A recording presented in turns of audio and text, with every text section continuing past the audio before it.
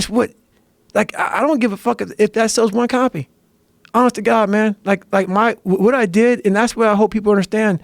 Your life and the journey you put yourself through, there's nothing more than that. And that's all I want people to do is realize that you have to struggle. You have to struggle. The bigger the struggle, the bigger the peace. The bigger the suffering, the more peace. I'm not just saying this because you're here, but this book is valuable. This book is very valuable. It's valuable to people like anybody that, you know, I mean, biographies are always valuable when you get to see the mindset of a person who's done things that you haven't done. You get to understand like that they're overcoming sort of the same sort of situations in their mind that you are. Right. Same insecurities and pitfalls. But yeah, everybody's gone through it, man. Yeah. Everybody. That's one thing I say. I'm blessed that way, that my story, there's no color involved in it. It's a human story about struggle. And I happen to be in so many different situations that so many people can relate to about struggle that I guarantee you, mark my word, you read that book, there will be a section of that book that resonates with you hardcore. It will make you think. If you're not ready to think about your life and think about, you know, where you can be and think about what you haven't done, the book's not for you. If you're not ready to really self-reflect and hold yourself accountable for where you're at and where you're not, the book is not for you. It's real. I've read a lot of self-help books, and I've listened to a lot of self-help books on tape too. And there's some of them that I have to shut off. I have to shut off a quarter way, and I feel like someone's lying to me. I just like, you're bullshitting me. You're just saying things. This doesn't resonate with me. It's not working. Right. Like, I'll give it a chance. But if I'm, you know, a half hour in, 2 hours in, it's still the same nonsense. I don't feel anything. Right. I'm getting itchy listening to you.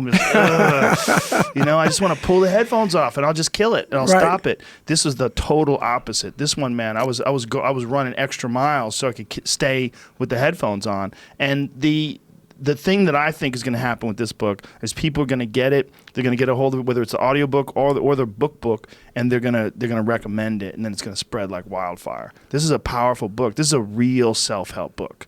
This is a real one.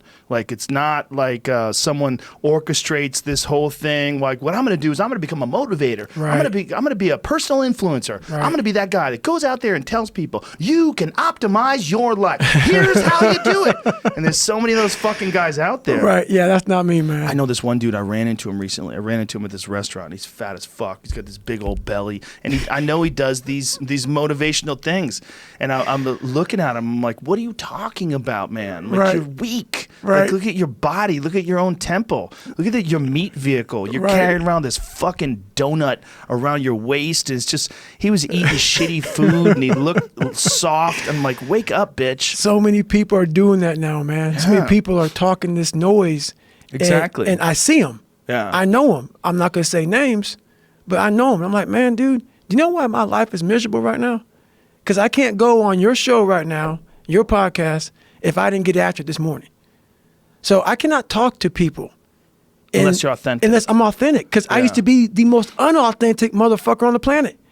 Now, I have this voice in my head saying, oh, no, I'll call you up. If I lie to you about something, even a white lie. Hey, yo, Joe, guess what, dude?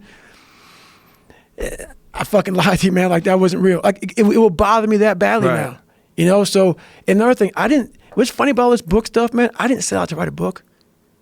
Like, literally, man, when I was 24 years old on a couch, fat, spraying for cockroaches, eating donuts and drinking milkshakes, I did not plan on doing this. All I wanted to do was change the fucking reflection in that daggone mirror. This is all, it's a byproduct of that. And that's the funny thing about it. Like, everybody's like, oh my God, David Goggins, what the hell? I'm like, what the fuck? That's why it works, though. Unbelievable. It works because you really did do it. You really did do all those things, and you show how you did it.